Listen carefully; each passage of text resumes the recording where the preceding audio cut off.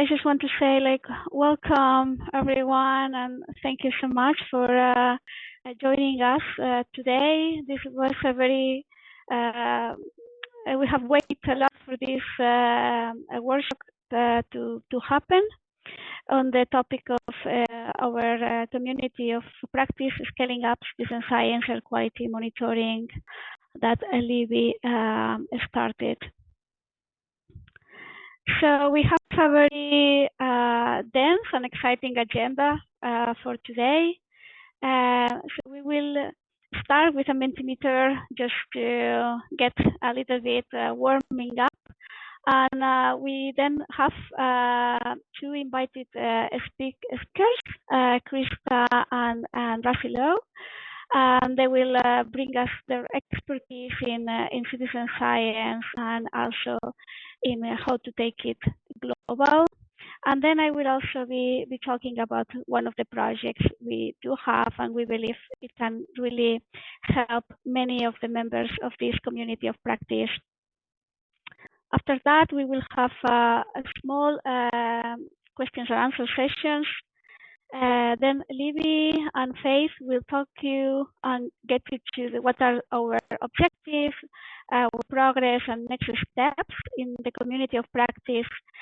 And then we will have a little bit of hands-on work with a digital round table cafe on two of the topics that this community of practice is working with. This is sensors and guidance. This will be held by Nicole and myself, and a second room on data that will be held by Libby and Faith. Everybody will have the chance to participate in both rooms.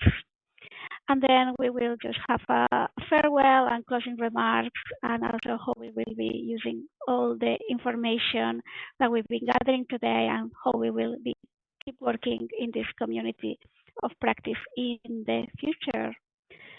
So let's see how this goes while sharing the screen. This is the link to the Mentimeter. And you can work with us, and in this Mentimeter you can connect with a QR code, but also go into the website menti.com and using this this number. And now I feel like if this works because I'm doing both things, like the Mentimeter and sharing the screen. So apologies if now you only see it like in presenter mode. But I need to guide you through the Mentimeter.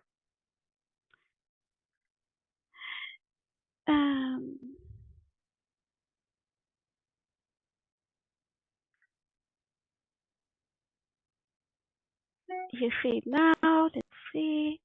And then like we have the next slide. If you see it, probably in your phone, so in your PC, you can connect.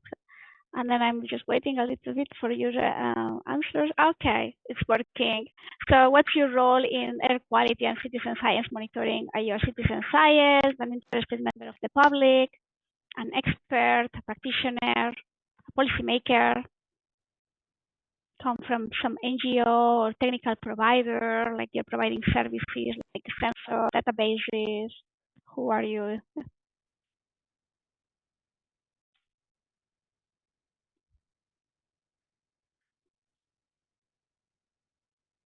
I also can see that some new people is joining us, just to let you know that we are now just doing this Mentimeter. So you can, the people that have joined us, you can go to menti.com and you use the code that is now in the screen. That is 58 91 45 9.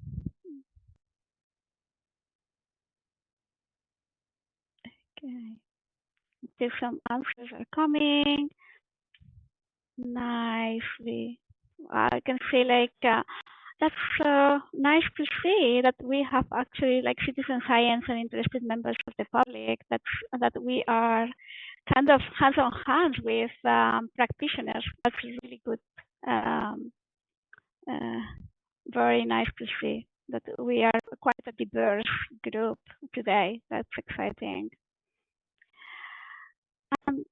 then we wanted to know, like, what's your previous experience? What's your know-how in air quality sensors? Maybe you've been working on data quality, on data-driven policy, or maybe you've been working more with soft data on personal stories and equity and inclusivity.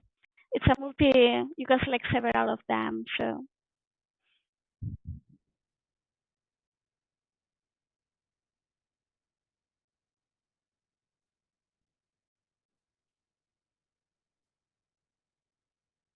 awesome. Wow, that's fantastic. I actually, it's very nice to see that actually like working with storytelling, personal stories, life experience is also a pair with air quality sensors and data quality. And also a lot of you have been working on equity and inclusivity. Nice, nice, awesome. Thank you so much. I think Libby and Faye, we have really diverse groups, so we're going to have a really nice discussions today. Perfect. I think I feel like some data's coming. You will be able to participate in this Mentimeter also while we are talking probably. Perfect. So I will. I, at this moment, I'm not even sure what you see in my screen. We can see your PowerPoint, but it's on. You can see my PowerPoint. Okay. Yeah. Okay. I thought like you were seeing also like the questions in live as I was saying. Sorry about that. But I have been driving you a little bit, so through what I see in the responses, and then we will send them to you. But I don't want to use more time on this so that we have time also for our speakers. So I was saying we have 3 speakers today, 2 invited speakers. Thank you so much, Christa and Rusty, to be here today with us. I'm not sure. I think for one of you at least the time is not the best. So Christa, and I think it's nicer if you introduce yourself. We'll be talking about how citizen science can bridge global gaps in PM 2.5 data, and she has written a really beautiful and important report on that. And Rusty Low from NASA, she will be bringing her experience on the mosquito alert that has been a global success on the topic of citizen science, bringing many people from different countries to collaborate and creating this beautiful global map. And I think we can learn a lot from her experience in the field of air quality. And then I will be talking about the CitiOBS project on how we can bring it together. So with this, I just bring the first speaker, Christa, if you want to say some words about you, and I stop sharing so you can share. Great, thanks so much, Nuria. It's a pleasure to be here. And good morning, good afternoon, good evening to wherever everyone is in the world. I'm in Munich, Germany, just to give some sense of reference. There's my screen. Let me get it into presentation mode. And I'll just confirm everyone can see the screen in presentation mode and can hear me. Yes, we can. Thank you. Great. All right. Yeah, so I'm at the Energy Policy Institute at the University of Chicago, EPIC for short, and the director of the Clean Air Program. Super excited to talk to you today about our work and hopefully ways we can learn from you all and participate in your work as well. And so I've slightly changed the charge that I'd like to pose for citizen scientists. I think in the air quality world, they can do more than just close global air pollution data gaps, which is already quite a large task. But I firmly believe people can improve air quality and lengthen lives but by closing these gaps. And I hope to convince you all of that by the end of the talk, though I think many of you, I'm preaching to the choir. So with that, just a level set, As many of you know, air pollution in the form of PM 2.5, so smoke and dust pollution, is the world's largest contributor to the global disease burden. Another way of looking at this is through life expectancy. And so this figure shows the reduction in years of average life expectancy due to various health threats. And you'll see PM 2.5 removes on average 1.9 years of life expectancy, whereas other important issues, these ones in the box combined, don't quite reach that level. So PM 2.5 air pollution really truly is one of the largest global health threats to the planet and to human life. Meanwhile, that burden is extremely uneven across the world, and the resources aren't strategically where you would put them, given where the health burden is. So this figure shows on the left-hand side here the health burden or regional life years lost due to PM 2.5 globally, and about 96–97% of that burden is felt in Asia, Africa, and Latin America, and just a few percentage points in Europe, US, and Canada. Meanwhile, though, if you look where the resources are deployed to address that issue, whether it's in the form of money, like philanthropy, or in terms of where open data is available, it's exactly opposite of what you would expect in terms of where the issue is. So, for example, in this middle panel right here, you can see where open data is for air quality is provided by governments across the world. So largely in Europe, US, and Canada, countries provide open data, whereas that's not available in most of Asia, Africa, and Latin America. And then on the very right-hand side, you see philanthropic funding available by region. And you can see that, again, Europe, US, and Canada get the majority of that funding, and what's available for Asia, Africa, and Latin America, the majority of that is in India and China, which of course has huge air pollution issues, but the rest of the world is left a bit hanging when it comes to air pollution. And so I think that this illustrates right here an opportunity for citizen scientists to play a big role that's not being filled by other typical players in terms of generating air quality data and making it available to the public in many parts of the world. And to further the point of, to hopefully reinforce the point that the open air quality data piece matters, I'd like you to check out this figure. So this figure is from a study by environmental economists based in Australia and in China. And what they did is they looked at the impact that a single air quality monitor had. Specifically, these were USMC reference grade monitors, but I think there's a lesson here for citizen scientists too. The impact that these monitors had on PM 2.5 levels in cities in countries with very few existing monitors, and especially in the cities that they were in. And the effect of that of the PM 2.5 of monitoring lowering PM 2.5 actually over time, which is quite astounding. So if you look at the figure, you see after the monitors were deployed and the data was made open, when you get to 3, 4, 5, 6 years out, you start seeing an actual lowering of PM 2.5 at the city level. Now the route for how this lowered in various places varies. How basically the data helped make a foundational level of information that could spur citizen engagement, social and political will, and then ultimately policy. That varies from place to place. But the general trend was, once a little bit of data became available in a reliable, long-term way, air pollution actually reduced. To the degree that we estimate that if these levels at 4, 5, 6 years are sustained, or even pollution's reduced further, this can equate to approximately 1 year of added life expectancy in these locations than if these monitors had not existed. It's a fascinating paper. I definitely suggest folks exploring it if they're interested in learning more, but the upshot is that a single monitoring effort can have a huge impact in a city or even a country when that data is made available openly and over a long period of time.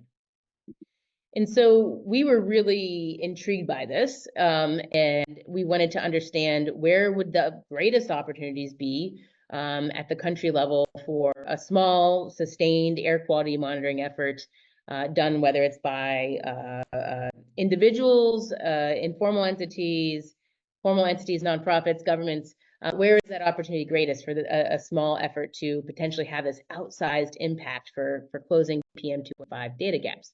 So we did this analysis. It factored in a lot of different things, but the idea was to look where the pollution was the worst, where there was the also the least support in creating data or existing data to understand the issue.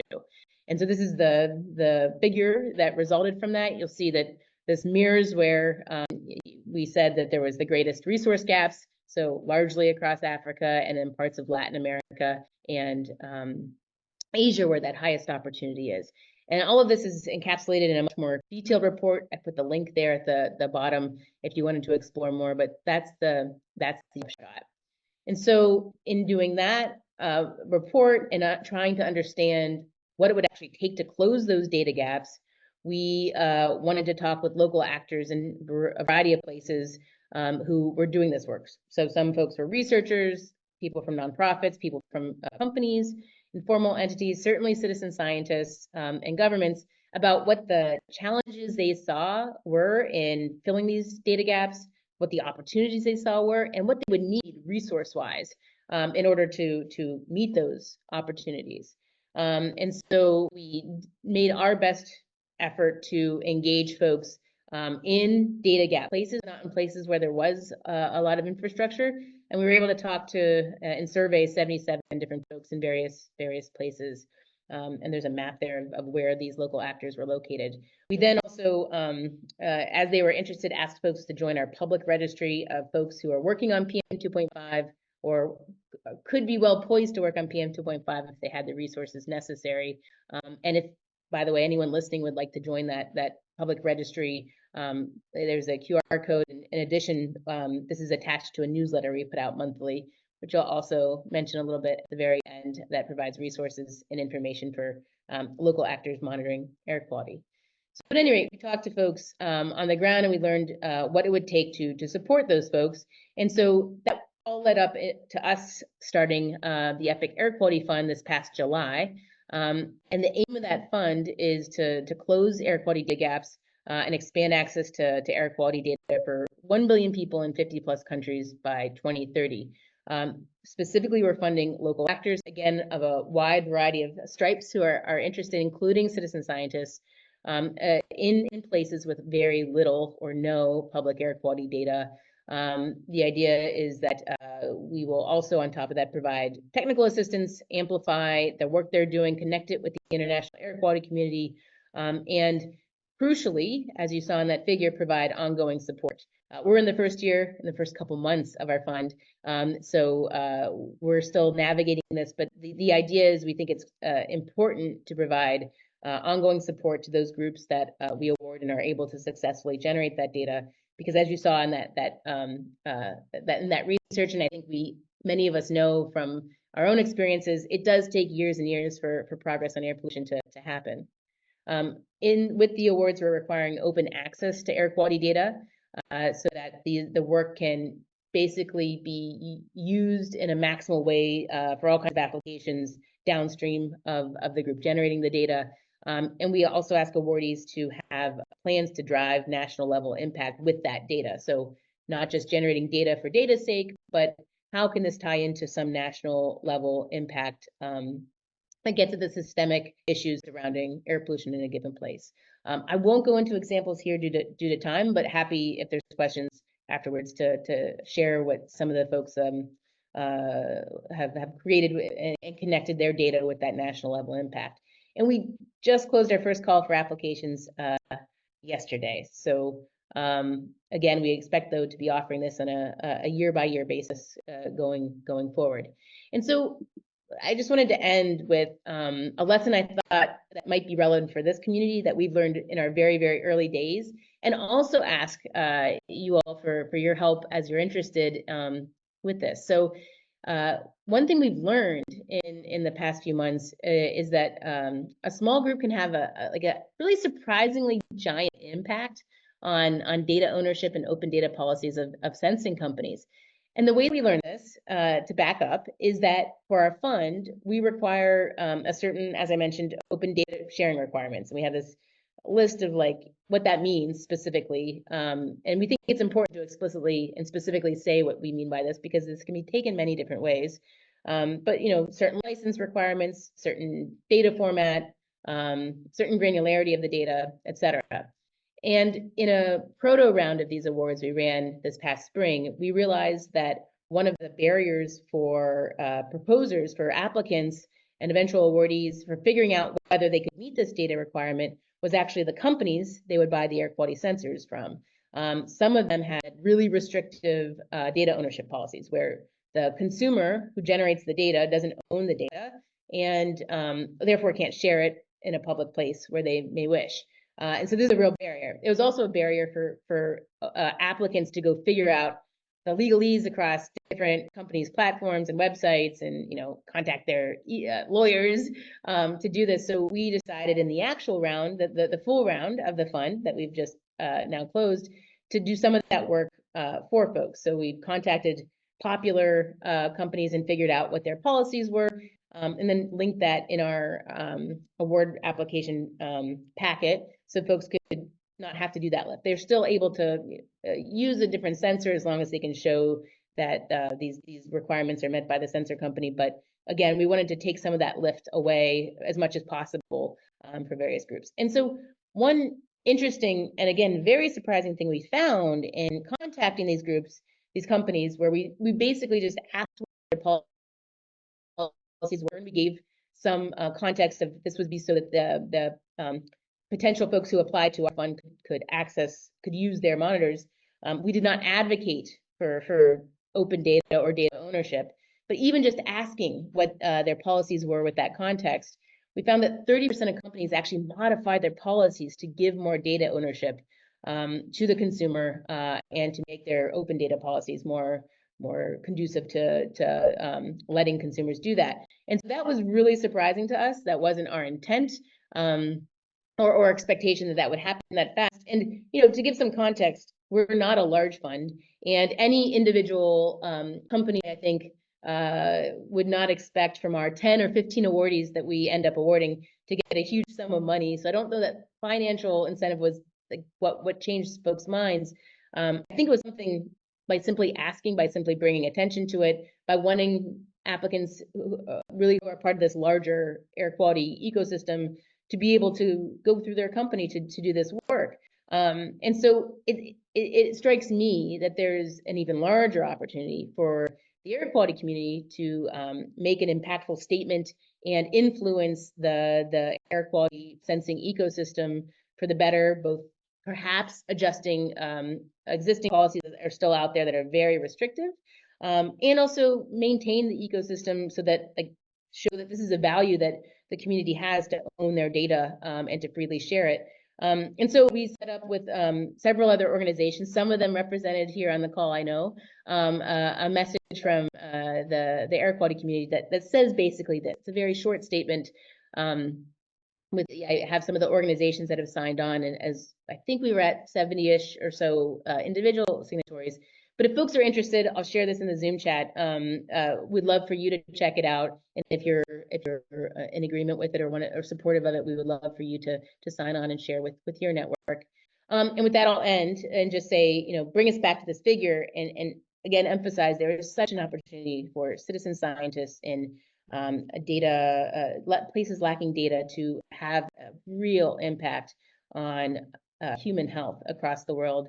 And so would love anyone's support, whether you're in a place that doesn't have data gaps and you can support those who are in some way, or if you are in a place, would love for your help in this long-term effort.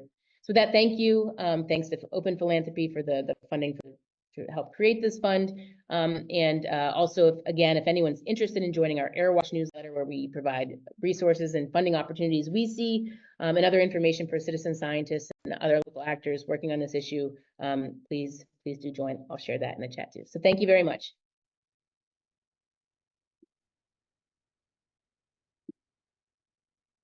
Thank you very much, Christa. I think we will have time for questions after the three talks. So I would like to now give the floor to Russanne Low. that's going to talk us to the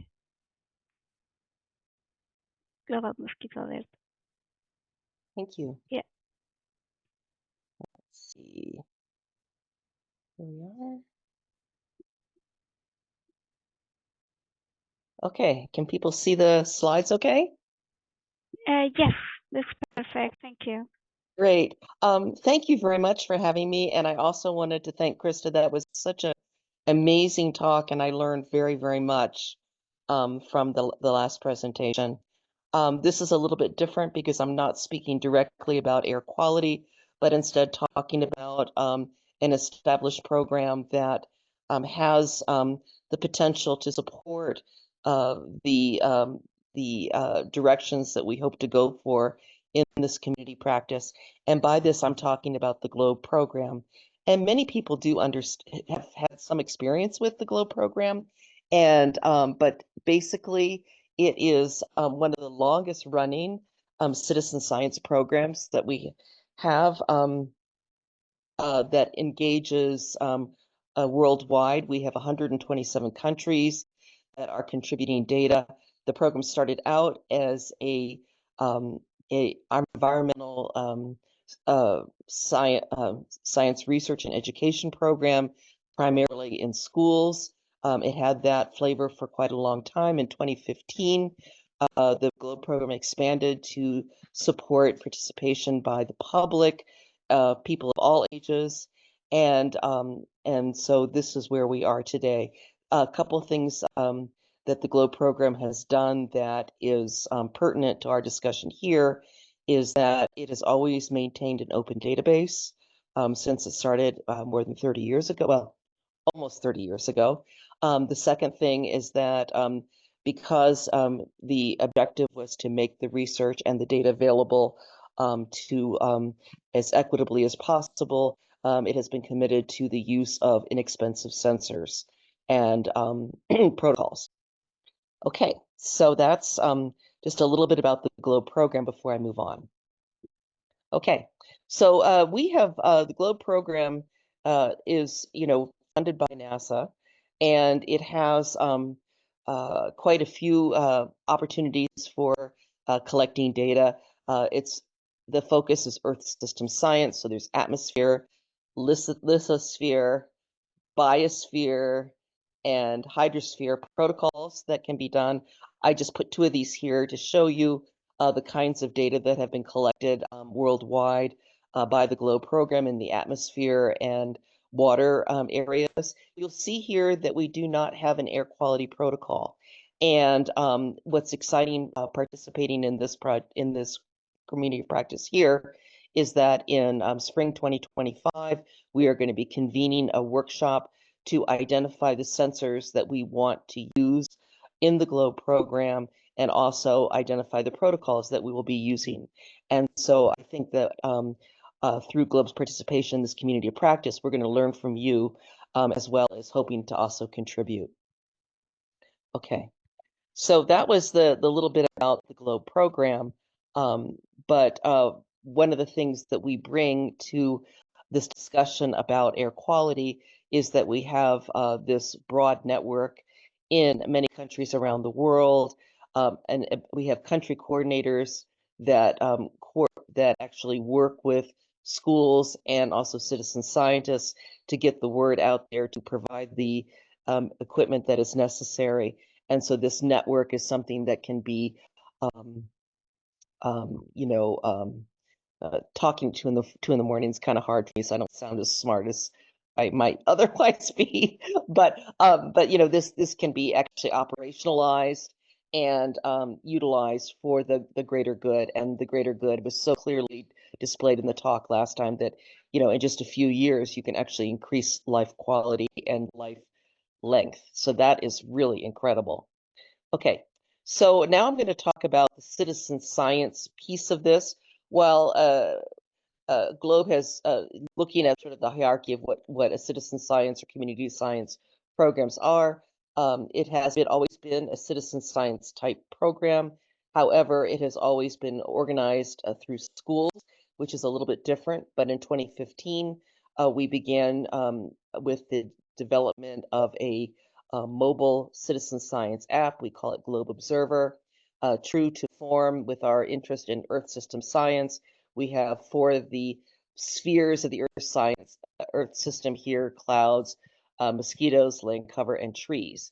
And I am the science lead for the mosquito habitat mapper. I also work closely with the land cover protocols here. And so just to show you that, that if the mosquito habitat mapper, we do have lots and lots of data that come in from citizen scientists, and these data are incredibly important and useful in GeoAI and GeoHealth research. And so this is the dashboard that was talked about by Nuria a little bit earlier. This is we call the Global Mosquito Observation Dashboard. This was actually a vision that our community of practice had put out in 2017, which was Global Mosquito Alert. And the idea behind Global Mosquito Alert was to bring together the different citizen science programs, have all the data in one portal so that it can be interoperable and it can be used for research and for policy making and so on. And so like I said, we came up with this idea in 2017. We wrote a white paper in 2018, and we were actually able to make it happen by 2022. So by no means was this a very fast process, but we learned a lot along the way. And so there are quite a few more citizen science mosquito programs than we have here. We chose to work first with those that are international programs, and then as we move forward, we can work with smaller programs. The interoperability piece of this was difficult for us because the data, particularly from Globe, did not conform to the metadata standards set by citizen science because it's 30 years old and predates that. So we had quite a bit of work to do on our end to get the data ready and able to be interoperable, harmonized, and able to be understood and served up together. So just to show you sort of the steps are, citizen scientists collect the data. The data is, they use the app. The app, then they go in the field, they collect the data. It goes up into the cloud. Then it is put into the Globe database, and then we extract the data using the Globe API. The data then is basically in a CSV file, a comma separated value file. The data is then cleaned up and standardized. Quality assurance practice goes through. We score the data sets by usability. We build graphs, and then we filter the data, and then we download the data to the Global Mosquito Observation Platform. So it's not that difficult a process. It's just a stepwise process. And then ultimately what you get out of this is a vetted database, which is the access portal that we have. Okay. So moving on further, this is the work of 2 students that were working with me on this project. I'm really excited to say that these 2 students won the AGU award for Earth and Space Science Informatics at AGU as the outstanding student paper. And I want to also say that the 2 major authors here were both high school students competing in a field with graduate students as well. So this was really quite wonderful. And you can't read this. I know it's too small, but basically just I wanted to show that this work was done by, I would say, junior programmers over the period of about 3 months. So it was not at all an onerous task, and they were able to do this. And without showing you these little pictures here, I just want to go in and show you that this is what we did. This graph I took from the Citizen Science Theory and Practice, which is now the AAPS organization, the Association for the Advancement of Participatory Science. which is centered in the US. But basically, you start out with a model of what the data is going to look like. This has been established as standards. And then this data then is collected, and the metadata then is identified and supplied for those data products. We call this PPSR core, which is this common data model. And then once the metadata model is developed, then the data records are put together using a common data and method. And that's exactly the practice that these students did in order to make our data readable, interpretable with iNaturalist and with Barcelona's mosquito alert. So we use not only the Common Core, but also the what they used is the Open Geospatial Consortium Sensor Things API, which is basically a way to interconnect data and applications over the web. There are pages that are available that can provide the code that is necessary in order to make this work happen. So we didn't need to develop any of this. It's all been built as a metadata infrastructure that citizen science projects can use. And then probably the most important thing is the citizen science interoperable data experiment. That's actually what we're all doing now. We're all experimenting. This dates back just a few years. But what we're trying to do is to show how these data can be utilized and can be identified and used together. And importantly, the whole idea behind this is the reusability of data gathered to look at the data together, make it interoperable, and actually be able to ensure that the data that is available, that is open, can also be used in in a schema that is inclusive. So basically, I didn't really have that much I wanted to say, and I only had a couple minutes. But the whole point behind this talk was just to show you that we did take the initiative to see what we could do with the interoperability of data.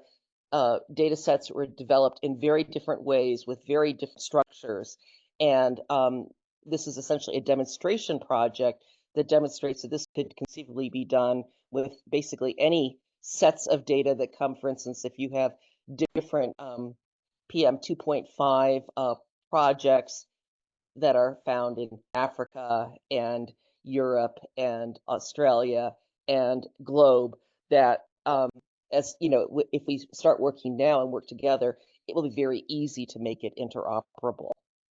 Okay, so I hope that's understandable. I hope that wasn't too much. I hope I stayed within my time, but thank you so much. Thank you, Russanne. This has been a wonderful and really educational talk about interoperability and the importance of it. That I'm a really big advocate. So I think I will now share again my screen.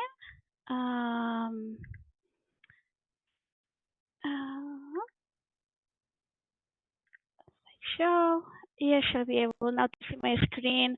And after these two really amazing talks about the power of citizen science and what we can achieve with that, I'm going to come back to the local, and I will center my talk on how can we work with the citizen observatories, with the citizen initiatives, to make them even stronger and enhancing them, helping them in doing their work so that their data can contribute to both local and also global policies.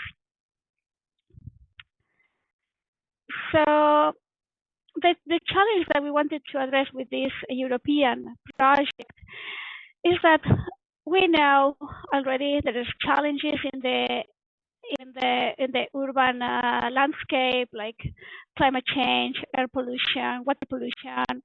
But citizen science are already collecting valuable data, the data that is really can enhance how the policy actors are taking their decisions. However, they are seldomly used, this data. So how can we bring this data and increase trust? So we work here in different topics. One is increasing and scaling up the uptake of citizen observatories as an integral part of governance, multi-stakeholder governance, so that the observations, the know-how from citizens is part of the decisions. Also, we do know that sometimes data collected by citizens is perceived as having lower value than data collected by other actors like universities or authorities. So we want to generate validated data for policy and research that can contribute to the geo initiatives, to the global initiatives, and also enabling how citizen observatories also take local actions on their own to protect the environment. I will be very brief in this, but a core method of our project is that we believe that technology alone is not going to solve the problem. So having sensors, having data interoperability, having data validated is key, but we do also need the social dimensions. We cannot forget that we need to have an inclusive stakeholder engagement. Also, leave no one behind when we are engaging, so that we are not creating social gaps that will also transform into gaps in our data, leaving neighborhoods that are not monitored, for example. So here we are also working with the social dimensions and the participation dynamics, like increasing trust on the data that sometimes is not enough with having a good data that is validated. Sometimes it's this perception that some authorities and also scientists might have, like, oh, if the data is collected by a citizen, it's not of the same quality as data collected by another researcher. So how can we work with all that?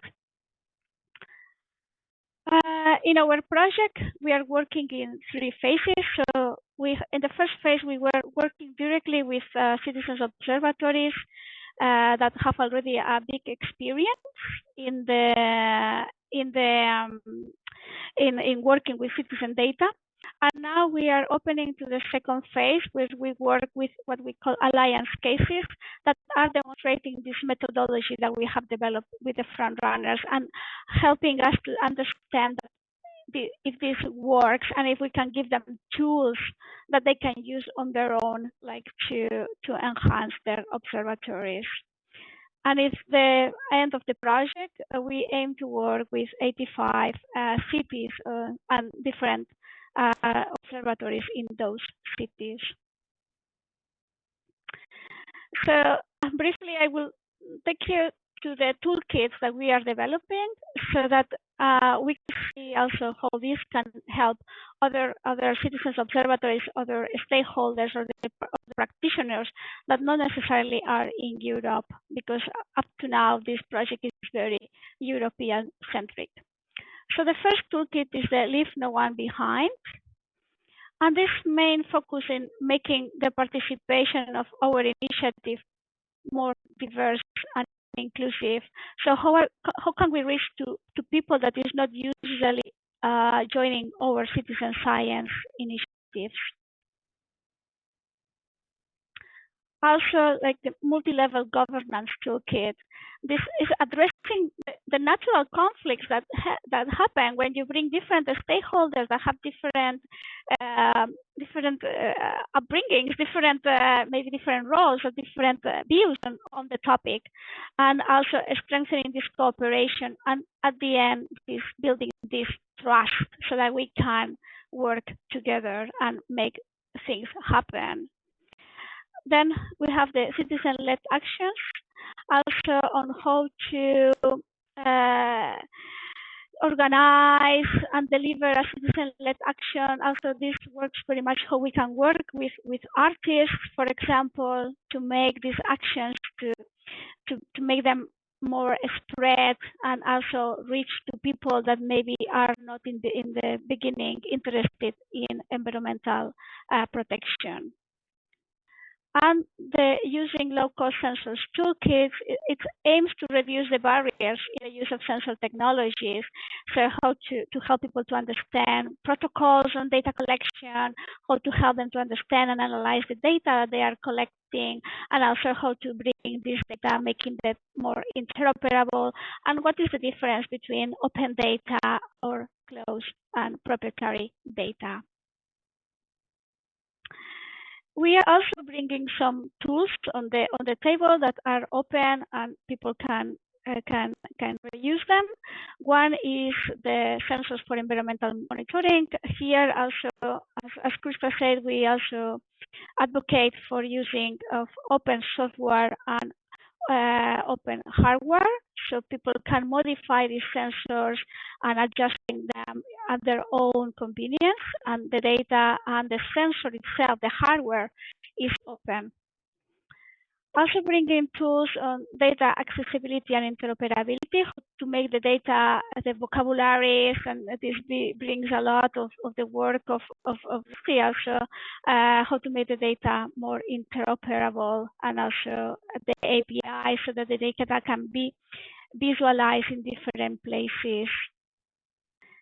We build a lot on automated validation of the data, creating this what we call like analysis ready data, where we have also like this data quality, data of different data quality, and this is done automatic, and it does not need in what we use a lot in AirQuality, that is collocation, but we do have the possibility of analyzing the data wherever it is, and then make it a stamp on it, and in order to increase the trust on the data. This is for now at the European level, decision-ready information, and this we are creating maps where we are also bringing together the data that is collected by authorities with the reference stations, air quality models that we have at the European scale, like the CAMS model, together with the data from the citizens, the data that we have validated in the previous step, to create these maps. And in green, you see currently like the data from sensor.community and Purple Air, that they have many sensors in Europe. But and already, like Christy was talking about the gaps, right? And we can already see many of gaps in data, on open data from sensors also already in Europe when we zoom in. And also, because it's very important for citizens to be able to analyze their own data, we are also providing these different tools for hands-on data. And here, just to say, like, we are not reinventing the wheel, but also like already building up of existing data tools that have been generated in other projects. Just very briefly, a success story is the one in the Netherlands, where the RIVM, the national authorities, environmental authorities in the Netherlands, built a citizen science infrastructure. Here may be similar to the global alert project, where they can bring together the data that is collected by different citizen science initiatives in the Netherlands all together. And it's already creating this wonderful map with so many data that are independently collected in different places by different initiatives, and then adding this plausibility that is it's actually at data quality. So how trustable, let's say, is the data, so that people can see, can always have access to all data, but also if they need data that has been created, they can do that through the portal. and also, of course, information on protocols and existing projects. So that's a really nice success story on air quality at the European country that we would like to also extend to other places. This is the open call we have currently. This is because it's EU funded. This is for citizens observatories across Europe, but we will really like to also work with other citizen initiatives and bring our expertise and our mentoring to other countries around the globe.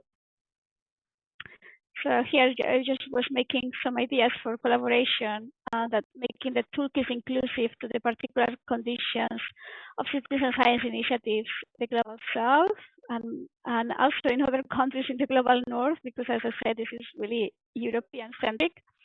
And also that the tools that we are developing are tested also within initiatives outside the European Union. That will be really, really nice. And with that, I thank you all, and I stop my sharing.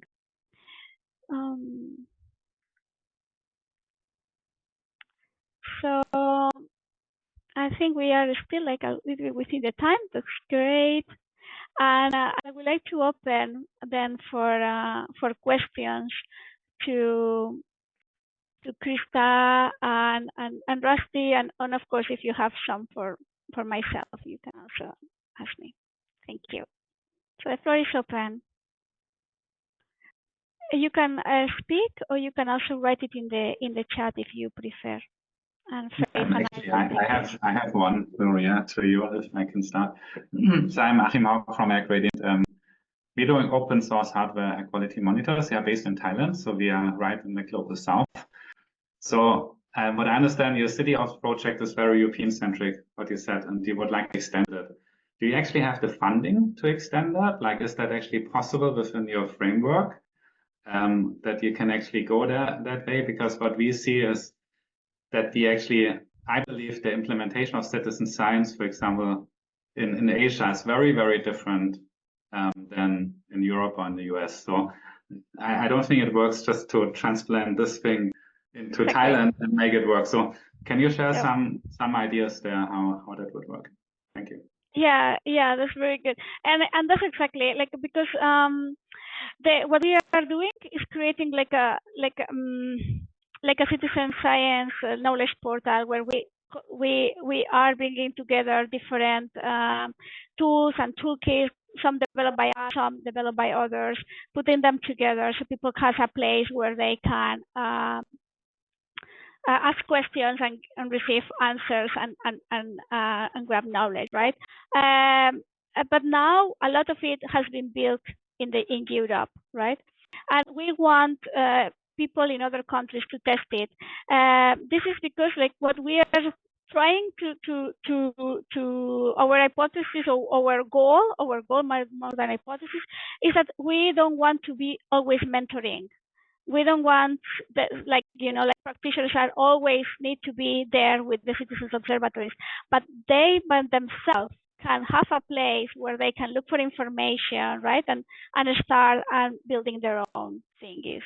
So we want to try it out. So then what we can offer is, because it's open, it's like, okay, here are our tools, test them and let us know what work and what doesn't work. And then while the project is working, we do have a certain capacity of implementing those, this knowledge from the communities in our toolkits, but we do not have, say, the capacity and budget to work with them directly. We cannot go there and work with them, but we can take their inputs in, if that's more or less clear. Okay, thank you. Thank you. I see we have a question also by Peter. Yeah. Hello. Can you hear me? Yes, please. Thank you. Thank you for this beautiful workshop. I'm learning so much from the various parts of the workshop. I want to speak to the mosquito monitoring. Some years ago, I got in contact with Ryan Haney and Alex Long, who were making effort for us to establish a group here in Lagos to use the mosquito lens, and all efforts to deliver the equipment to us failed.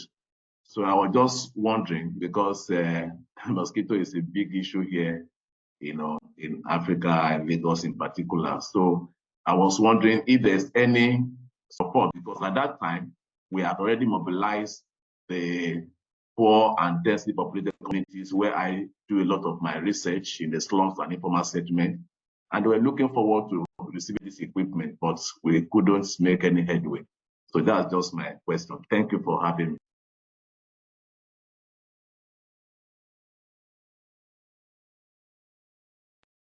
Yeah, thank you, I Peter. think you are muted. Okay. Yeah. Yeah, what country are you in again, please? I'm in Nigeria. I'm In Nigeria, located, yes, Lagos. Yes, thank you. Great, thank you. So because this is an air quality talk, I would like to talk to you offline, but I am working with the country coordinator in Nigeria, and I just provided 50 lenses to the country coordinator. We do have ways of which there is some funding available for, this inexpensive equipment. The equipment that he's talking about are these little $3 to $5 clip-on microscopes that you can then turn your phone into a 60-power microscope, which is how we identify the mosquitoes. But Peter, if you put your email in the chat, I'll follow offline so we can keep the focus on AQ today. But thank you very much. I really appreciate you reaching out.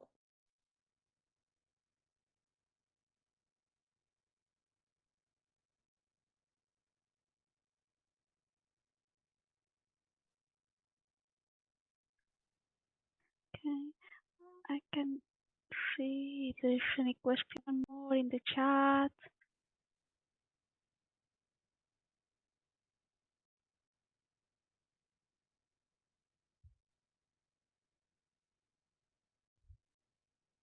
No.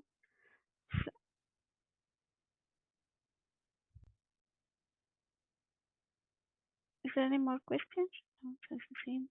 Okay, maybe Christa, I can ask you a question on the EPIC grants, because I know like that now it has closed, but there will be a follow up, right? Like that the idea is that there will be more of those, and because I think maybe this can be interesting for some of the people joining us today. Yeah, absolutely. And actually, so it's the awards will close at midnight or 11:59 p.m. September 10th. And technically, apparently, somewhere in the Pacific, it is still not quite midnight. But yeah, they're largely closed. At any rate, we do plan next year as well to run the awards. The timing uncertain. In my ideal world, the sooner the better. I think the issue is urgent.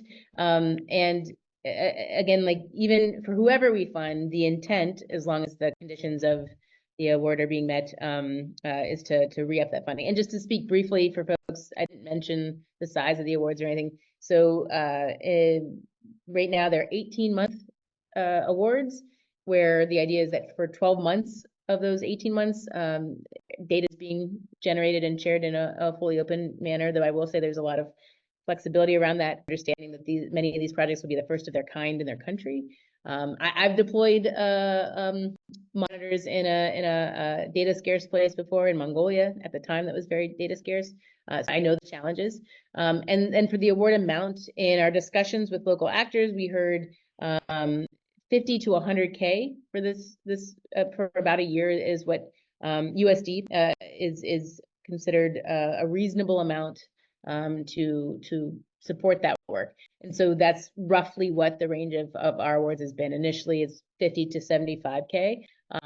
And so that's the sense of scale. And again, right now, it's important for us that we're able to support actors from a variety of different fields, and whether you're a nonprofit, for-profit, informal entity, a citizen scientist, because I think different activities in different places are going to move the dial. We don't have a prescribed format for how that works, including I was answering a question privately around in the channel around what type of air quality sensor and meets our criteria. And really, it's wide because we know the national level impact that a particular group wants to drive is going to be tailored to that country, and so therefore will the instrumentation. So that's that in brief. Yeah, I saw like Libby, you had a question like follow up for Christa. You want to say it out loud? Yes, I was, Christa, I was just wondering whether you've got any intention of mentoring the groups that win the grants, or whether you're intending to set up any self-help groups of the people who are going to undertake the projects with the grant funding. Yeah, that's a great question. So our goal, once we make our awardees, is announced, and this will probably happen in the November timeframe. In the months following that, we'd like to set up we don't have a great name for this yet, but like let's call them air quality amplifiers / mentors of a sort. Though I think the exchanges will really actually be quite two-way. But folks who are really well connected, expert in from the international air quality community. Who can make sure there's a light shown on the data that these groups are generating, so they're used in a variety of different ways, more than just, again, that single use case that is important in their national context, but engaged in international policy, and to provide expertise and lessons learned. There's folks, for example, in my network who are based in Ghana and South Africa. These were not the high priority places because there's a fair amount of air quality infrastructure and expertise there.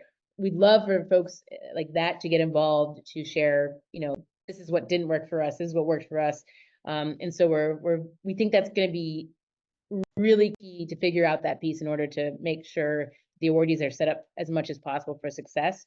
I'll also say that's not fully formed in our head. So ideas or lessons learned from anyone in this group or any other are really valuable to us at this point in time in particular, to help us shape that.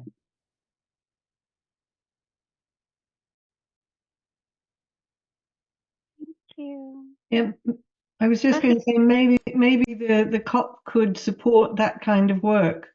Maybe the global network can maybe run some meetings now and again or whatever. We could talk about that.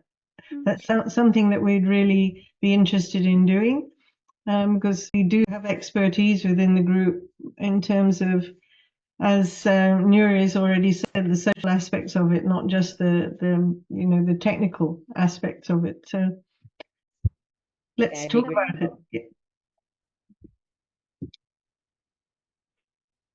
Okay. Is there anyone that is there holding with a question that they really want to take out? And please take this opportunity. We have these two wonderful invited presenters, speakers now. Peter's got his hand up again. Oh, again? Okay. Sorry, Peter. I thought it was from before. Yeah, thank you. I now want to speak specifically to this air quality workshop from my position as one of the executives of the Citizen Science Africa Association. We cherish this opportunity and platform because over the years we have been trying to grow citizen science in Africa, particularly addressing specific challenges. So this call from EPIC and the platform for this workshop, we are highly grateful for it, and we hope that through all this we'll be able to strengthen citizen science projects in Africa. And I like the thoughts from Libby to see how to support projects even beyond those who win, the association generally.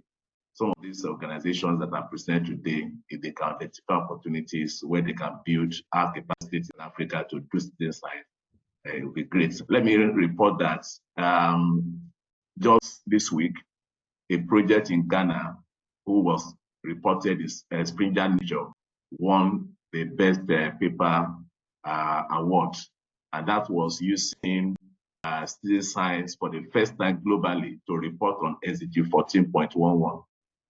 That project was led by DLEG, in IASA in Austria, Vienna.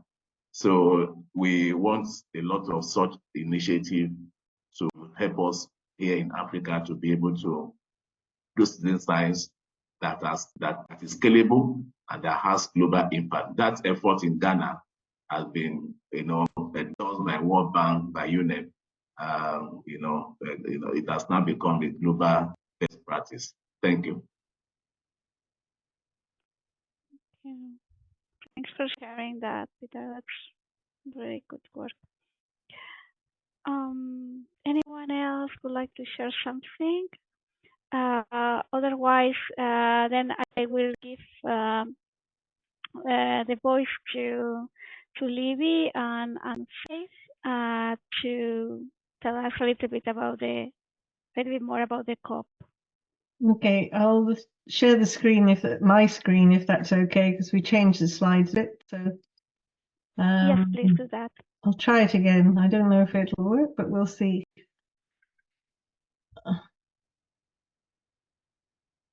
Okay.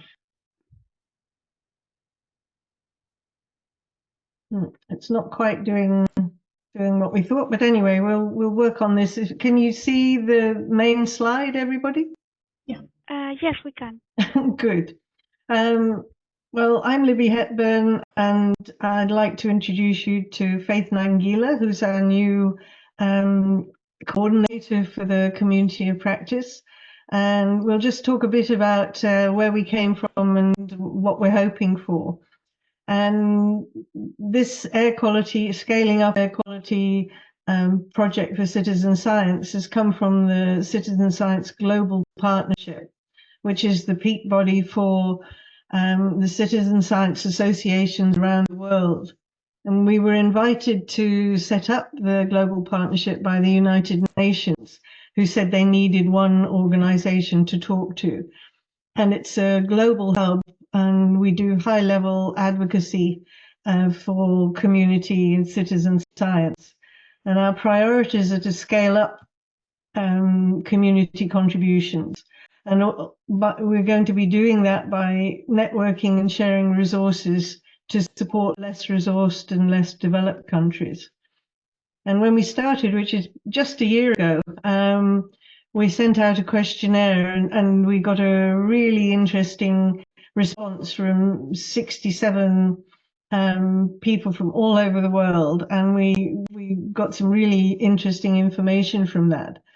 And what we decided was, what we were working to was to create a hub of resources and to identify fair and open sustainable data repositories and platforms, and to develop a really active network with partners, resources and funding to support the co-creation of understanding, expertise, data and local actions at a global scale, and particularly supporting less resourced regions. So you can see why today's workshop actually mirrors what we're intending to do. And in the last year, what I've discovered is that there are so many people doing so much work around air quality, and even air quality work around citizen science. So we discovered that all this was happening, but again, everybody is working on their own thing. So it seemed a really valuable thing that we could do to try and bring things together and to make a resource where people can find out about what's happening and network with people who are doing things. And these are some of the contacts and work that we've been doing over the year. The Climate and Clean Air Coalition is a UN peak body, and it's important because they have $90 million in their fund, and most of it to date has been going towards policy and planning at a national or regional level. But what they're saying now is that citizen science is going to be a major pillar of the work as they go forward. So we're hoping very much that there'll be ways that we can work together and get resources from them to do some of the things that we want to do at a global scale. Then there's the World Environment Situation Room. I won't talk about that because Faith's going to talk about that in a few minutes. But it's the United Nations Environment Programme.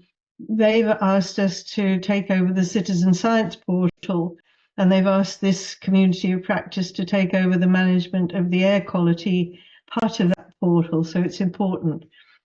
And then you've seen tonight we've talked a lot to EPIC because of the great work that they're doing.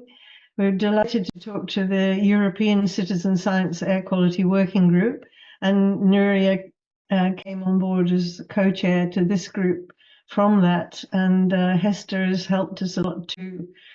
Open AirQ with Colleen Rosales, that's really important and going to be in the future, I think. CoData is the United Nations peak group for data, and we're hoping we've applied to become one of their next petals in their World Fair, which is all about fair data. And they've looked at lots of different sectors, but they've never looked at citizen science, and they've never looked at air quality. So we hope that they'll take us on board. Aye, where did I go? And you've heard about the CitiOBS project, which I think is really important to us, and now the NASA Globe project. There's lots of opportunities there. And we've helped to support the establishment of the CitSci Africa Air Quality Hub. And I think that's going to be really important for the kind of work we do in the region in Africa. And we've also set up 2 subgroups, one on sensors and guidance, and Nicole Cowell, you'll hear from her in the roundtable, is leading that one, and a data subgroup, and we've got Pragya Chowdhury from India, and myself and Nuria are helping with that at the moment. And I'd like to hand over to Faith to talk about what we would like to do in terms of communications. So I'll hand over to you, Faith. Hello, my name is Faith Nangila. I'm from Kenya, currently located in Nairobi, Kenya, and I'm helping Libby to co-coordinate the COP's work. So the World Environment Situation Room is a system that allows people to have access to open data over different aspects of environmental monitoring. And the data can help to inform national or global or local decision making and policy making. And they had offered for us to have the control over the air quality data section of the website. And that brings me to the next point of discussion, which is the questionnaire. So for us to be able to utilize the website fully, to be able to reach more people, I released another questionnaire to the COP members. I know that most of you who are part of this meeting had already filled an initial questionnaire before, but we sent out another questionnaire to be able to access comprehensive information of the projects that we're running globally, to see which projects can be scaled and which ones can be replicated, and also to be able to establish case studies from these projects that can be shared on the website. And this can help us to bring in more collaborations, more partnerships, and potential funders. And that's why we released the questionnaire. I know I've received some feedback saying the questionnaire is bulky, but it can only take you less than 30 minutes, actually. The most you can take to fill that questionnaire is 30 minutes. And the information that is gotten from that questionnaire helps us to form a database where projects can learn from each other and also establish case studies that can be used for the World Environment Situation Room portal. Yeah, thank you. Thanks, Faith. So I think I'll stop sharing now and hand over back to Nuria, because we're going to be now asking you to make a real contribution in the breakout rooms. And we've got, would you like me to explain the breakout rooms, Nuria?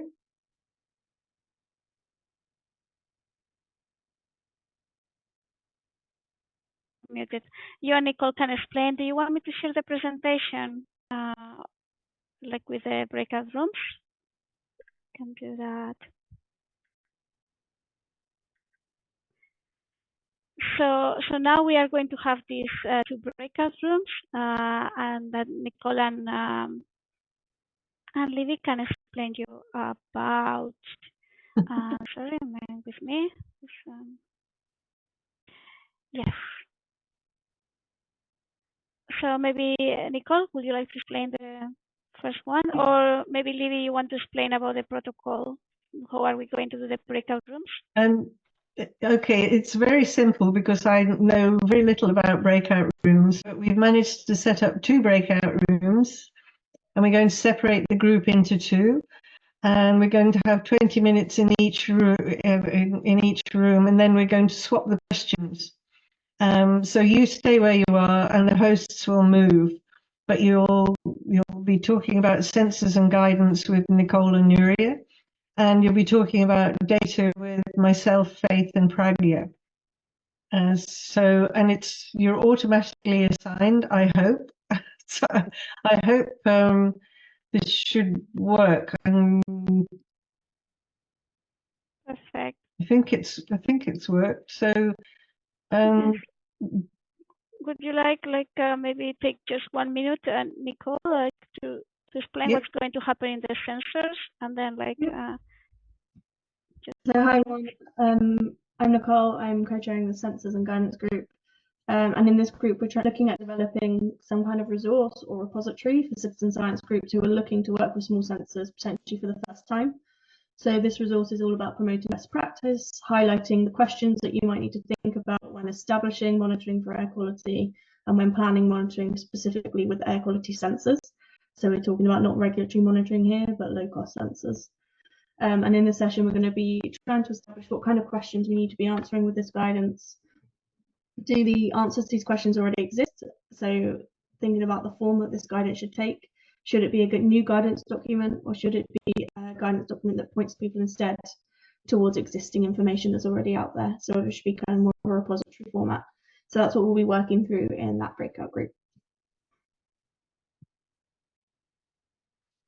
Thank you, Nicole.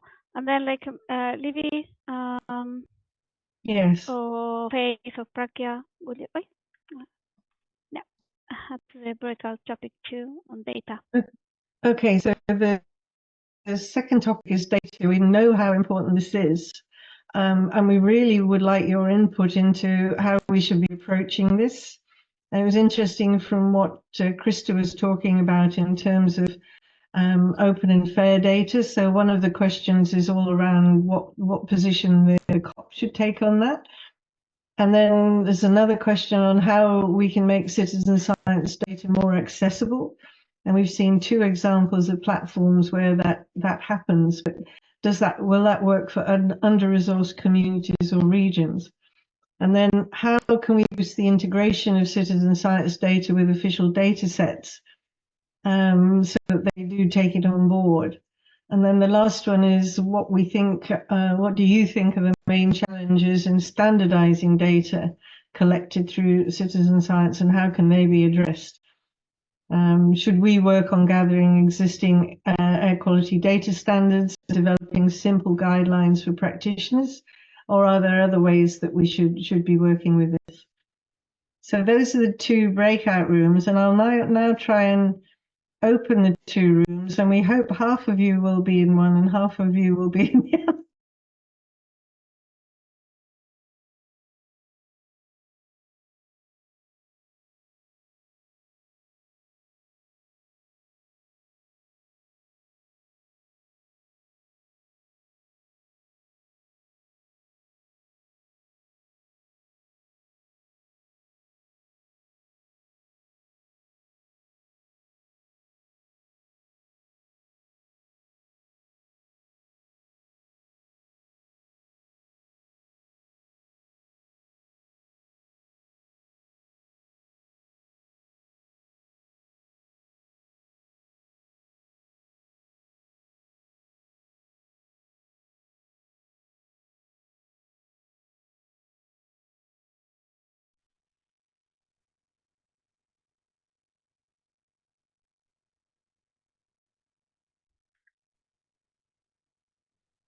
Hello. Hello. Oh, We've got Yeah, Nuria, I see that. should be in the other one. Assign. How are we Yeah, doing? it's okay. I will assign myself to the room too. And Pragya shall be here, right, Libby? I think you should be in the other one. Yeah, I will be in the other one, and Pragya, she shall be You here. should be in this one because this is the data one, Okay, I will do that. but I don't know about everybody else.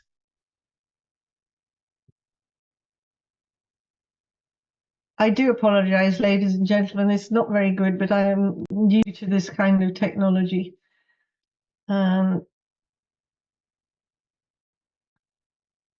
But let's see what we can do with the questions. I'll share the screen in here. And these are the questions that we'd like you to give us your thoughts on. And Faith's going to take some notes here. So just if we could talk through it, I'd love to have your thoughts on what you think we should be focusing on. And I'll start it off by saying I was very interested to see how EPIC sent out their table of sensors and the platforms they were using, and they were saying very clearly that they were favoring those ones which were open and fair data repositories. So what are your thoughts on that?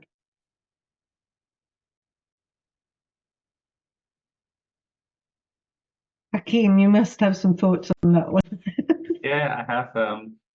I think it's super important because, some manufacturers really limit your data ownership rights, no? To the extent that you actually don't own the data. So as you would theoretically not be allowed to even write a study about it, or potentially put it on a website and let other people download it and so on. So I think it's very, very important to have clear data ownership rights. And I think another problem is that it's not, I think a lot of people don't know about that restrictions, so there's not awareness that this could be a potential problem. So I think creating awareness around that topic is really important, because obviously the manufacturers that do it don't want to highlight it, and and if you go on their website, it's hidden somewhere in the terms and conditions. So I think, Christa did a good job highlighting that in a very simple table. I think just 3 columns, and then yes, no, no, and then everybody basically knows what's going on. So I think it's very important. And if we do that, if we do the same kind of thing, and we might even use Christa's table as a basis for what we do, then we're showing that we think it's really important, and it's really important for the whole of the work that we do with citizen science. But some people may not like it. I mean, some of the sensor manufacturers who like to own the data, that might cause some difficulties for them. But it seems that if we're trying to work towards a greater global community, then we have to set our stall out. It will help if we set our stall out at the beginning and say, this is what we're going to work with. Because then we will get the power in the data that we have, because you can then if it is open data, you can then bring it together using the APIs that Rusty was talking about.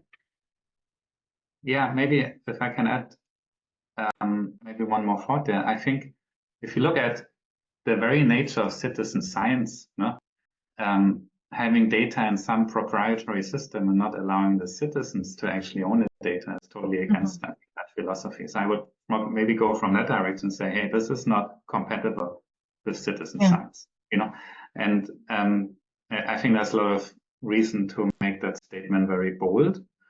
And then I think there's still enough. I mean, you can see on Christa's list, I think there's still quite a number of manufacturers you can choose from that are open data like us, you know. So it's not that you're gonna monopolize, you know, the industry by doing that. So No.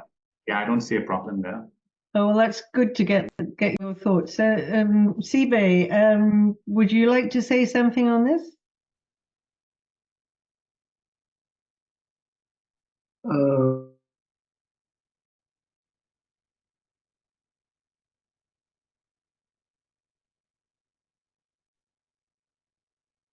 Am I?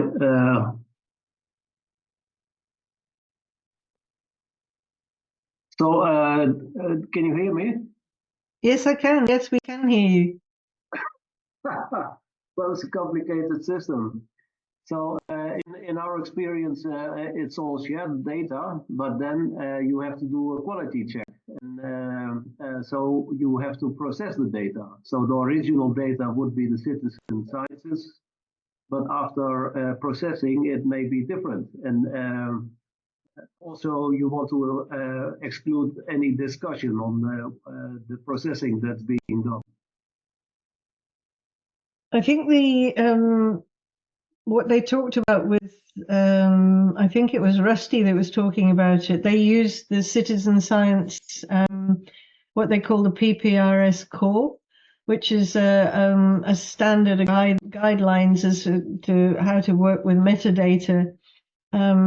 And if everybody uses that, then you own the data that you put in, and then it's open data for other people to use it as well. And they can make it depersonalized if it's something that's important, like health or whatever. They can still have the data, but take out if there's privacy issues, they can depersonalize it. I'm not sure how they call that, but All right, that would be an approach, but that can be a sense of malfunctioning, and so you have to check with other sensors in the air quality, because it tends to be the same all over an area, so you can check.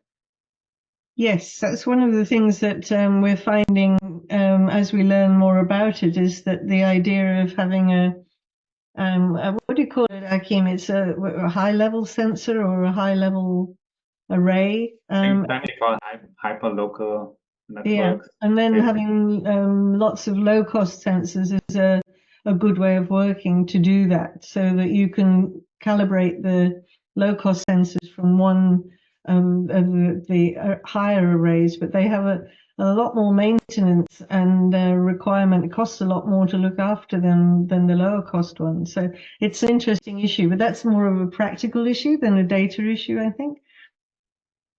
Yeah, maybe Libby, I want to add one thing that Siva mentioned. I think the compensation algorithms are really an important aspect. And I would really promote that organizations like, you know, Citizen Science Global Partnership also says actually these algorithms should also be open, you know, because often manufacturers kind of, don't want to have them open. And then when it comes to researchers, the monitor becomes a black box, basically, because they know the sensor module that the manufacturer used, because they're only like 4 or 5 on low-cost monitors that basically all the manufacturers use. And then there's an algorithm running around, and then you get the cleanup data, but it's not really clear what the algorithm is doing. And some of them are also doing sometimes questionable things, like clipping certain levels or so on. So really, wow. If you want to have really transparency on the data side, I think both is important, and that's part of the metadata. I mean, there are more things that come into play here, like, for example, how is the data averaged? You know, like how many measurement points did the sensor take? So let's say if you get data, let's say every 5 or 10 minutes, is that only one data point that the monitor took, or does it take every 1 minute one and then averages into 5 minutes and sends it to you? Because that could have a big impact on the accuracy, basically. So I think together with this kind of data transparency, there has to be a lot more information being provided to understand how that data is actually generated. Right. And it's important to do that right at the beginning, so that what Rusty was talking to us about, saying, she said it was simple. It didn't look at all simple to me what they were doing, but they did it, and she said it was okay. So she's going to work with us, then we can probably work with their protocols that they're setting up for that. Mohammed, can I ask you have you got any comments on that? Yes. Regarding data entering processes, I think after analyzing data is more important. So if data will be lost or misleading, our lasting information or decision-making process is misleading. So data should be important. And the question is, how will the data collected accurately? If I talk about the Citizen Science project, here a mosquito scaling, then cloud monitoring for section. So as a citizen scientist, we're doing the current information, and here have more segments. How about the cloud today?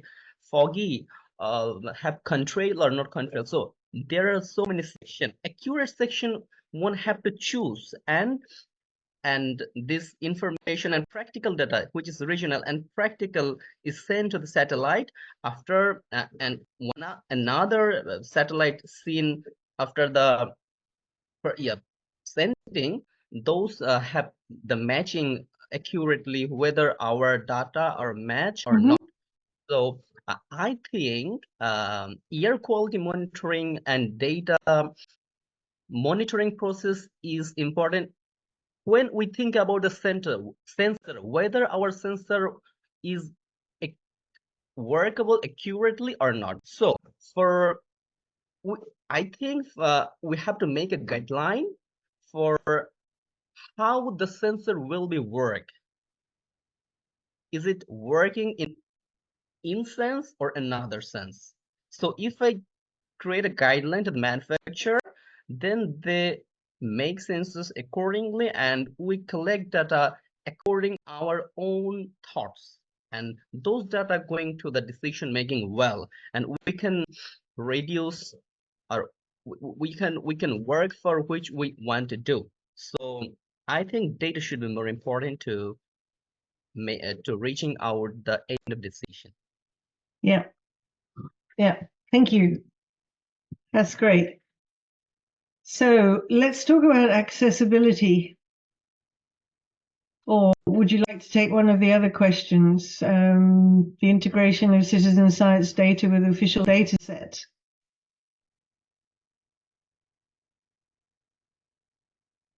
Sorry? I think for maybe number 3, like integration, I think you talk to OpenAQ, no? Sorry? They actually have, like OpenAQ, for example, they actually aggregate both, like basically low-cost sensors and regulatory sensors. I think when it comes to integration, it's actually already there, or that could be a good base to combine that data sets, I think. Yeah. I think that's it. We saw it with the mosquito alert and with what they were doing in the Netherlands. You can these days bring all sorts of different kinds of data sets together, and that is the answer. Is how you do that and how you make sure that the data that's coming in is fair. You know, that it's compatible. I think we should probably change rooms now. I think we should. Would you mind staying here while Faith and I try and go to the other room? I don't quite know how do we do that? I'll stop sharing and we'll go to the other room and then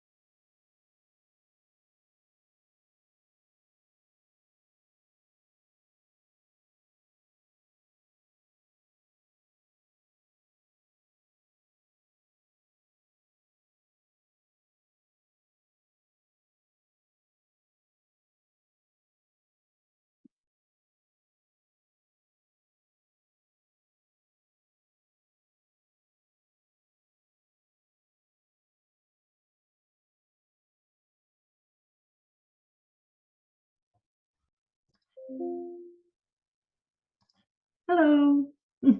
No. Right, sorry, it took me a second to be able to change room there, but I've made it safely across the divide. So I'll just share my screen and introduce myself again. So I'm Nicole.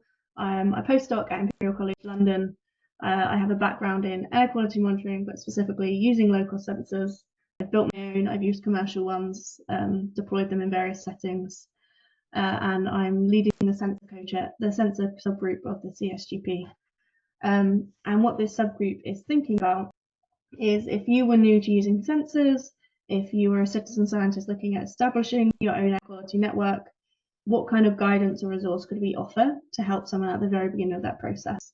So right now we're trying to decide whether we create a brand new guidance document or whether we create a repository that guides people towards examples of best practice.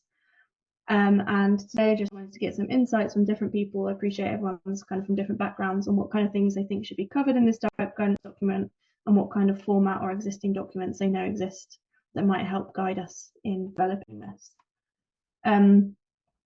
I think we've got about 20 minutes. So what would be really great is if we have like a super quick fire round of introductions, just so I know who's here. I think you've all met each other already, but just name and institute would be really great. And then we'll get started on these questions. Is that okay with everyone?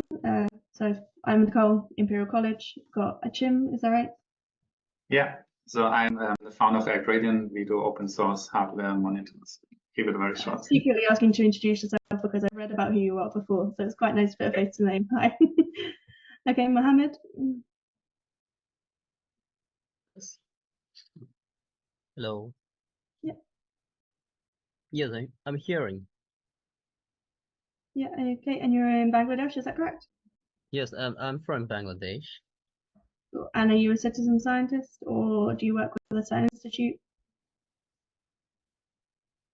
Yes, I'm also working as a citizen scientist and global project, monitoring cloud mobility, towards high mosquito larvae. So, yeah. Thank you. And then is it, I'm probably going to pronounce your name wrong, I'm very sorry, Sieb? Yes, well, I've been involved in building some of these devices for RIVM, and we also do a citizen science project in Nepal, but it's on water, not on air. Okay, great. So I know something about the problems they have. Great. So we've got a real mix of people, and we have Nuria joining us as well, who we all met earlier on the main call. So in the interest of time, I'm going to keep this nice and brief. We've had discussions with members of our working group and in the other breakout group about if we were developing guidance for people looking to work with local sensors for air quality for the first time, what kind of questions we think would need to be answered. So what would be the things that we think we should make sure people are aware of or informed about when starting their air quality monitoring journey. So at this point, just wanted to spend a couple of minutes and asking for any input. So if you have any questions, they can either fit in these categories or they can be completely new categories if you thought of something that we haven't covered before that you think should be captured within this guidance that we're developing. So for now, we have information about technology and the types of sensors, environment strategy and sampling, data, and also how we engage with communities. So I'll open the floor. Feel free to just comment out loud any suggestions. I have also added the link in the chat, Nicole. Okay, thank you, Nuria. You're welcome. I think maybe one thing is important. There are certain sensors that basically come calibrated out of the box, let's say more or less. And then there are some that you actually need to really calibrate and often really co-locate before you deploy them. I think this could be difficult for certain citizen science projects. So, and I think this needs to be very, very transparent because you get data out of each sensor, but then what's the sense if it's not accurate, basically. But some of them are pretty good out of the box. So I think that needs to be highlighted, I think. Okay. And I'll make these notes much more comprehensive, I promise, after. So now I'm bullet pointing so I can capture everyone's inputs.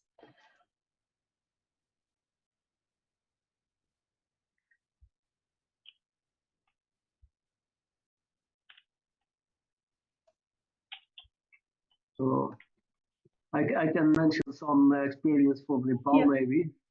Yeah, that'd be great. we offer to do water quality monitoring. It's a project that's about water. Mhm. The local government doesn't like it, Okay. and so it won't happen because they will have a big problem when the quality is not good enough. Okay. I think, and we also propose air quality monitoring, and there's one sensor in the whole of Nepal. They say, well, we already know it's very bad. Okay. So kind of fostering that government support can be a real challenge. I'm trying to, maybe that needs to go in its own subheadings. I'm going to pop it down here. Yes, so the government tends to appoint citizen scientists, so you will do it.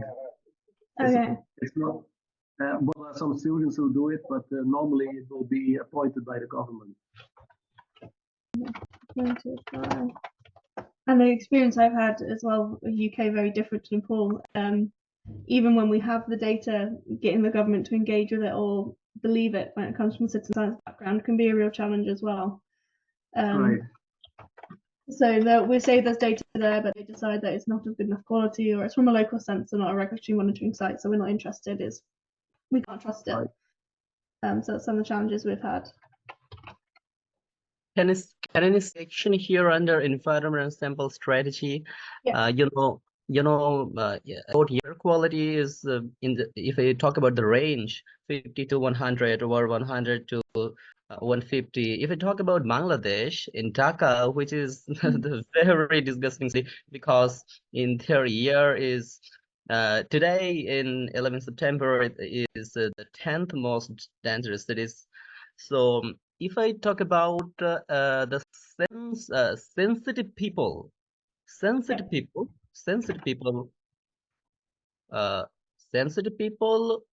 affecting the air pollution, who's are the patient pollutant air affect like one way, who's are healthy pollutant air affect in another way. So if I have a section of question about the sensitive people, how we are affecting like that, which can maybe one thing.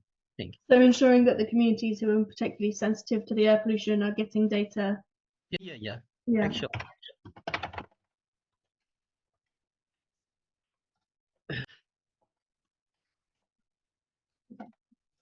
And then I'm aware we don't have masses of time, so I'm going to just shift on to the next question. That's really helpful. And if you have any other inputs you want to add to this is an open document, so feel free to click on the link that Nuria's put in the chat and go ahead and type in your suggestions. We've then been thinking about what existing guidance resources exist that might already address some of these questions that you might already be using, or do they not exist? Are there ones that maybe potentially exist but need improving on or don't address everything? So are there any existing kind of guidance for local sensors or air quality monitoring that you're already looking at or have engaged with? Actually, can I talk? Yeah. Okay. My thought is simply you think monitoring air quality and raising awareness is the one part. But if we focus from where the air pollution is arised, we cannot stop from where derive the air pollution. Air pollution is engaged with water pollution and at least environment pollution, right? Yeah. So if we focus instead of air quality monitoring from where the air is polluted and take preventive action, that can be a great thing, right? Yeah, and I completely agree with you. We need to be thinking about where the pollution is coming from and take those actions. In these cases, we're thinking of trying to design monitoring that will help people identify where that might be happening. So we're very aware of some communities that have no data at all. So this is to help them get that baseline and that information and awareness out there, which will hopefully allow them to incite action. So has anyone engaged with any guidance resources or anything so far, or could recommend any that we should look at for inspiration? Yes, thank you. I think one is the AQ spec, maybe there. I'm not sure if that's generally known. It's a US EPA. I think they have a lot of low-cost sensors tested. Are there any that we know of that are aimed at citizen scientists? Because I mean, I've had a look at the USA AQ spec, and as a researcher, it's great. But I wonder how accessible it is to those who don't have the kind of social science background when they're opening that document. And I'm actually, not really aware of it. You're aware, okay, that's fine. Mohammed, were you adding something there? okay, please. Yeah. Maybe I have one more comment, Nicole, for number 4. Mhm. We work with a lot of communities, and what we actually see is very, very different levels of maturity. So we work with communities that actually run their private BAM networks, and do calibrations themselves, and Yeah. maybe even know more than we do. And then we have total starters that maybe don't even know about like air pollution parameters. Okay. So I think defining when you engage with communities, really like making a check on what maturity level are they, would be very helpful there. Yeah, that's a really good point. Defining where communities are in. Great. Thank you. That's a really interesting. And I think this engaging with communities, in my experience, is currently where the guidance is lacking. I can find a lot about sensor technology, but how we actually engage with those communities is kind of a newer area of thought. And then we can shift. I don't know what's the timing. If anyone has any other comments on these, feel free to jump in. But the last question we've been thinking about is what would be more useful as formats if we're going to put something on this World Environment Situation Room. Is a new guidance document the way to go? Or do we instead have a repository pinpointing people to the existing resources out there answering these different questions? And any thoughts on that, what you think it might look like, or what you think would be more helpful?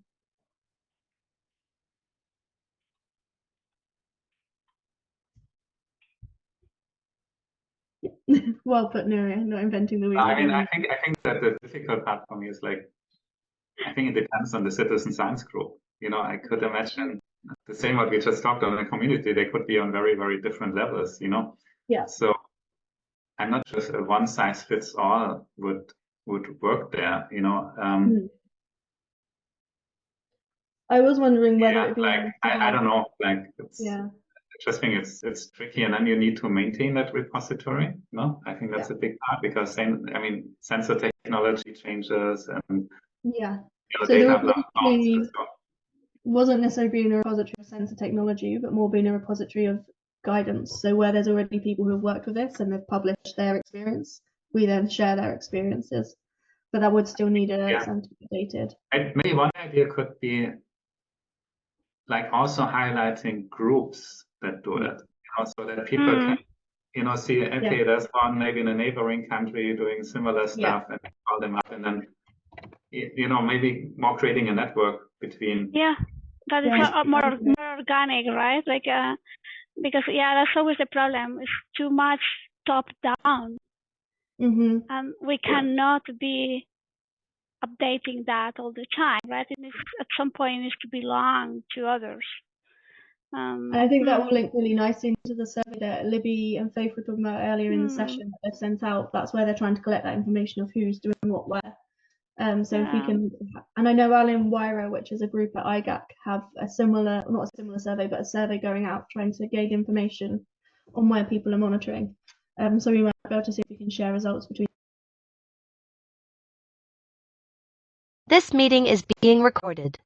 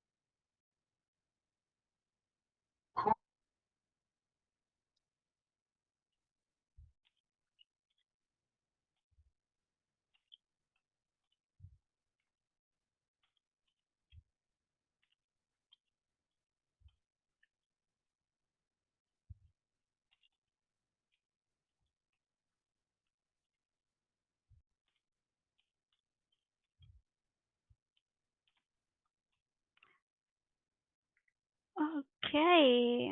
Okay, Thank I'm not sure quite how that worked. I think like probably we are now all shall be here. Like there's no one in the breakout rooms. We have that. I don't know. Yeah, I guess like we are all here, right? I think so.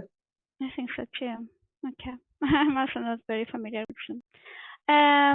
Then like I don't know, like then maybe Nicole, would you like to say 1 minute, like just highlights, okay? Like with not a field summary that will be sent out later by email, just highlight. Highlights, yep. So we have really interesting insights on how we should think about interoperability and how we can help people communicate that better, but also about how we can engage with different communities and the different levels of maturity in communities. Really interestingly finished on looking at the different formats that the guidance could take, whether that should be an open repository, or whether that could actually be a place where we incite communication and point people to examples of best practice. And just to add, if you want to join the census subgroup, we meet once a month and we'll be working on this guidance. I'll put my email in the chat. Let me know if you'd like to join and continue to contribute. Awesome, Nicole. And the same, Libby, will be yourself or will be reporting I think highlight? Well, I'd be awful and say that Faith was taking notes, so I'll let her. Perfect. Faith, just a highlight. Just the highlight. Yeah, so we were able to go through the 4 questions, although different teams answered the different questions differently. So the main highlights were we need to have a clear communication of data ownership and sharing guidelines, because you find that this information is most of the times hidden from the users, especially by the manufacturers. And for the integration of citizen science data in official data sets, Victoria highlighted the importance of us having the metadata and the case studies that can help also validate the data for official use. And Peter Elias shared about how they have government officials involved in the whole process, which also makes it easier for them to integrate the citizen science data for official use. And Dr. Low shared about having developing a database that is maintained by a different entity, but accessible to all people. That is one way of ensuring that the data can be accessible to everyone, especially for those who are coming from under-resourced regions. Yeah, I'll prepare a more comprehensive summary for that. Yeah. Thank you. And I'd also like to say that if anybody would be interested in joining the focus group, the subgroup on data, we could do with some expertise in there. So I'd be delighted if anybody was interested in doing that. Just let us know, please.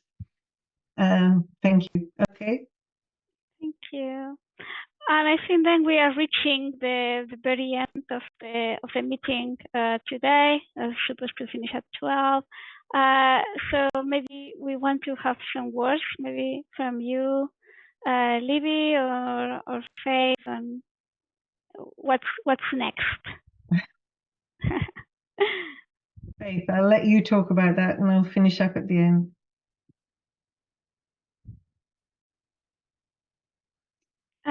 So thank you.